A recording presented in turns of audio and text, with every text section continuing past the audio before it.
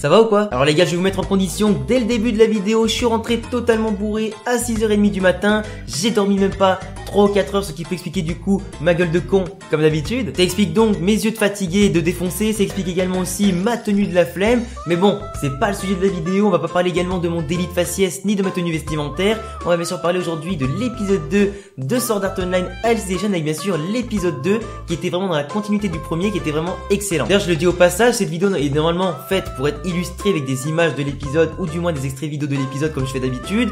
Mais à l'heure où je tourne la vidéo justement, le site sur lequel je télécharge les épisodes en général est actuellement en maintenance. Donc soit il est remis online pendant que je fais le montage, dans ce cas vous l'aurez aujourd'hui la vidéo avec bien sûr les extraits vidéo, soit il n'est pas remis à temps et du coup vous n'aurez malheureusement pas d'image et de vidéo, mais je vous mettrai quand même le lien de l'épisode pour que tu puisses aller voir l'épisode avant de voir cette vidéo là. Au moins tu seras pas trop perturbé si tu vois pas les images parce que tu l'auras déjà vu avant. Du coup, comme tu l'auras compris mon pote, on va parler aujourd'hui de l'épisode 2 d'SAO Alicization avec bien sûr la review analyse comme d'habitude. On a eu droit la semaine dernière à un épisode de 45 minutes qui reprenait intégralement ce que j'avais vu moi en avant-première au Grand Rex il y a plus d'un mois.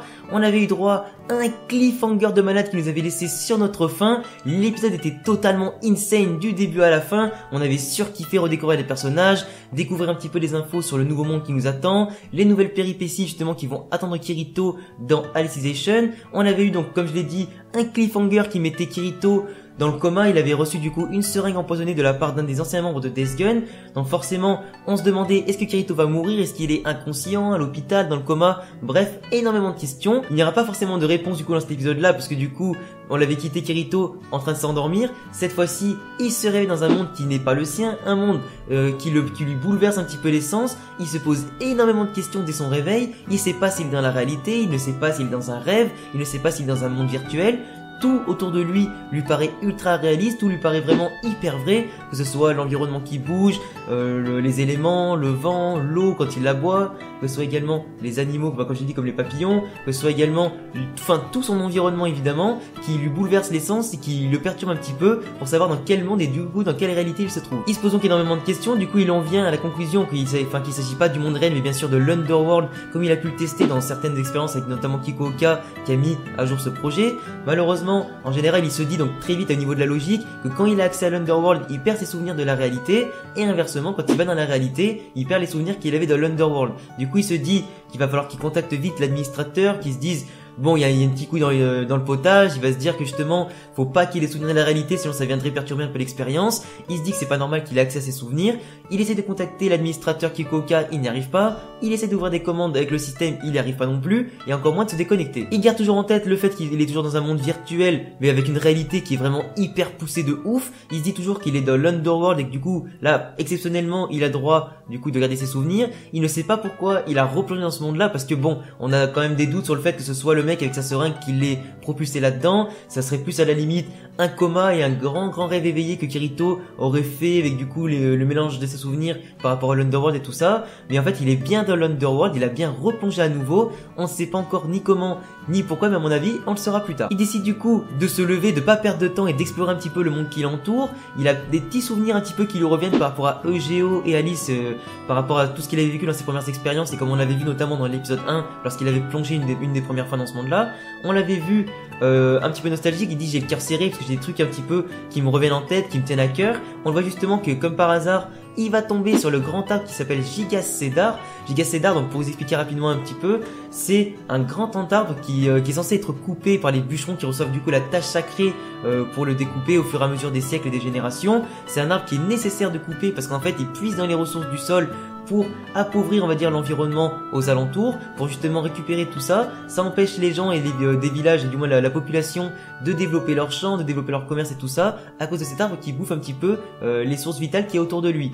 D'où le fait que des gens ont reçu la tâche sacrée, génération après génération, de devoir le découper, même si du coup la tâche est extrêmement ardue. C'est comme vous l'avez vu quand Eugeo a ouvert la commande, il a énormément de points de vie et en plus d'un mois il n'a pu lui enlever que 50 PV. Justement parlant d'Eugeo, Kirito va tomber sur lui. Alors autant Kirito a déjà entendu parler de Eugeo par rapport à son nom et tout ça, le physique, il a encore des images floues dans la tête, du coup il sait pas vraiment s'il l'avait déjà connu avant, mais du coup il se rend compte en discutant avec lui que EGO malheureusement n'est pas un PNJ, c'est pas vraiment un PNJ, c'est ni non plus un testeur parce qu'il lui dit à chaque fois des mots du style je veux me déconnecter, je veux sortir d'ici et tout ça pour essayer de voir un petit peu si le dialecte est bien compris, voir s'il ne fait pas fausse route en parlant à la mauvaise personne.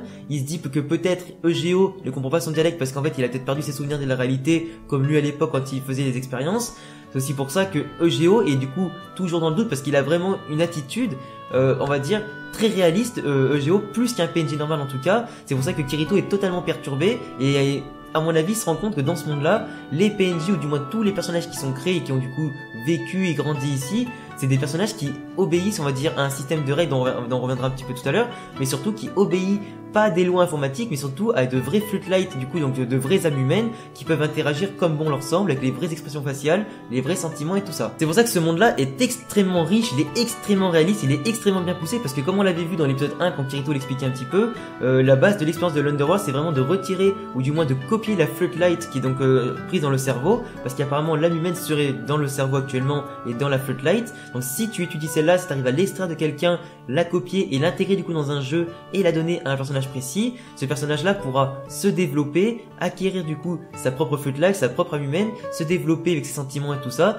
pour dans le but de créer des IA encore plus réalistes, des personnages encore plus réalistes et plus humains que jamais. D'où le fait que Kirito maintenant a du mal à distinguer entre le fait que ce soit un vrai humain, un jeu, un PNJ et tout ça. Alors après forcément il s'est dit qu'on est dans un monde virtuel parce que EGO se pose à côté de lui, ouvre le système pour voir la durabilité de sa bouffe, voir un petit peu la durée de vie des objets. C'est comme on l'avait vu dans l'épisode d'avant, les objets, tout l'environnement possède des points de vie. Donc du coup c'est pour ça que la durée de perméabilité et tout ça de chaque objet est nécessaire d'être vérifié avant de pouvoir le consommer un aliment par exemple, ou du moins d'utiliser un objet en particulier. Du coup on apprend évidemment qu'il y a certains termes dans ce monde là qui sont assez particuliers. Donc comme je l'ai dit tout à l'heure, on parle de la tâche sacrée.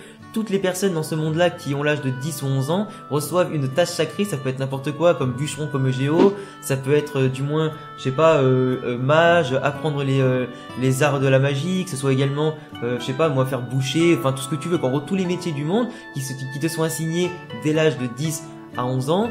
EGO, ça fait déjà plus de 6 à 7 ans qu'il fait ça pour découper Giga Cedar. Il a pris la relève de son prédécesseur. On a également appris aussi que ce monde-là a actuellement 300 ans. Donc 300 ans, si tu vois un petit peu, ça fait quand même pas mal de générations en très peu de temps. Tu te dis que le monde il a pas été créé il y a forcément du coup très longtemps, autant dans la réalité que dans ce monde-là, et que tu te dis que le monde s'est quand même bien développé en 300 ans, qu'ils ont quand même déjà pas mal de choses pour un peuple qui est né depuis 300 ans. Donc il y a encore pas mal de mystères là-dessous qu'on verra sûrement dans les épisodes prochains. On a également aussi la notion de tables interdits. Alors moi je l'avais déjà rapidement présenté. En gros la table des interdits dans ce monde-là, c'est une sorte en gros de charte qui te dit toutes les règles que tu ne peux pas faire, et c'est exactement ce qu'on avait notamment vu dans l'épisode 1 quand EGO a décidé, essayé on va dire de sauver Alice, qui voulait prendre la décision de sauver Alice en attaquant le chevalier de l'intégrité. On avait vu le système alerte qui s'est activé dans son œil, comme quoi il ne pouvait pas franchir justement la table des interdits, ne pas franchir les règles du système, qui impose du coup aux PNJ entre guillemets, ou du moins les personnages qui ont grandi là-dedans, de subir la pression de certaines règles, de ne pas du coup les transgresser. En plus les personnages ne se posent pas la question si ils vont se faire voler des objets, si lui il ment ou pas, parce qu'apparemment le mensonge est interdit, le vol est interdit, donc les personnages sont vraiment régis par des règles très précises.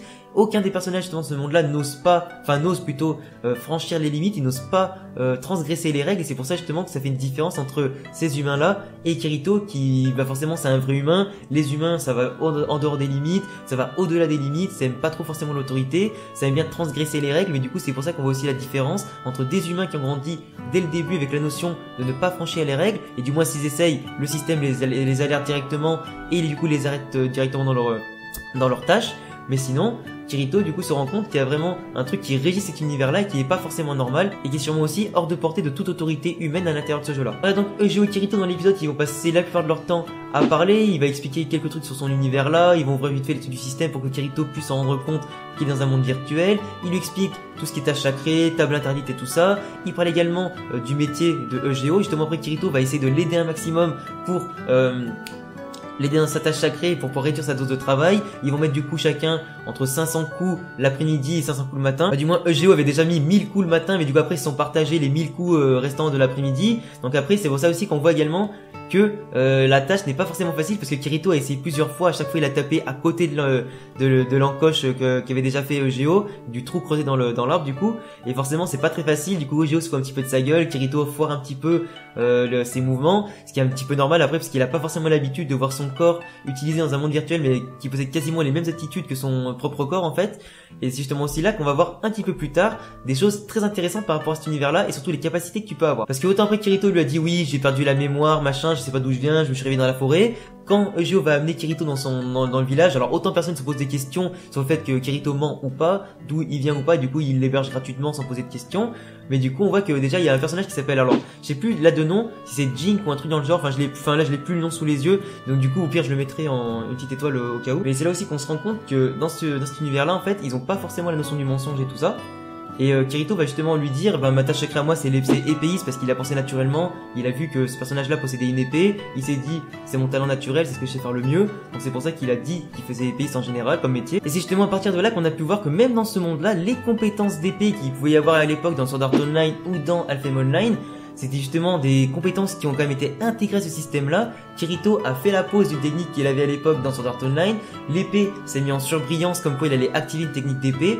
Il a relâché tout son coup. C'est parti. Il a pu trancher le grand rondin de bois sans se poser de questions, sous le regard un petit peu ébahi de Geo qui est super content pour lui, qui se dit putain il maîtrise une technique que moi je connais mais que je maîtrise absolument pas, que le mec à mon avis ne maîtrise absolument pas non plus même s'il se dit aussi épéiste. Du coup c'est pour ça aussi qu'on peut se dire que ce monde-là réserve encore pas mal de surprises, beaucoup de secrets sont encore à découvrir. Est-ce que du coup ce monde-là est relié à Sword Art Online? Est-ce qu'il est relié aux autres mondes virtuels? Est-ce qu'il laisse aussi plusieurs caractéristiques qu'on connaît déjà et qu'à mon avis Kirito pourra peut-être redécouvrir à l'époque. Après on voit que Kirito et Geo vont forcément faire tout le tour du village, ils vont ensuite se poser dans une sorte de petite église pour que Kirito puisse justement manger, dormir, se réveiller etc. On voit qu'en plus il y a une sorte de petite religieuse qui va lui dire toutes les règles, il faut se coucher à telle heure, se lever à telle heure, machin, c'est les règles de vie de cette société-là. Kirito, il a pas encore dit vraiment ce qu'il allait faire le lendemain, on se doute qu'il va sûrement accompagner Geo dans sa tâche sacrée, qu'il va sûrement l'accompagner encore un petit bout de temps, et que du coup ils vont faire peut-être leur chemin ensemble dès le début de l'épisode. D'ailleurs on voit un moment qu'il y a une petite fille justement qui passe sa tête à travers du coup les portes de l'église quand ils sont arrivés,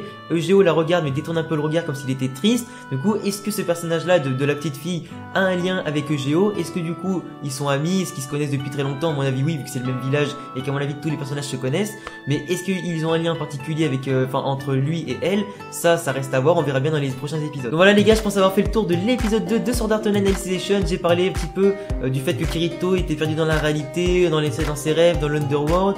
On l'a vu se réveiller dans ce monde-là, il s'est posé énormément de questions. On a parlé des tâches sacrées, de Geo, de Giga Cedar, on a parlé des tables des interdits, du fait que ce monde-là est régi par des règles qui ne connaissent ni le mensonge, ni le vol, ni tout ce qui est interdit, ni tout ce qui est mal. Kirito n'arrive pas à se déconnecter ni rien. Il s'est rendu compte que c'était un monde virtuel avec du coup le système qui pouvait s'ouvrir.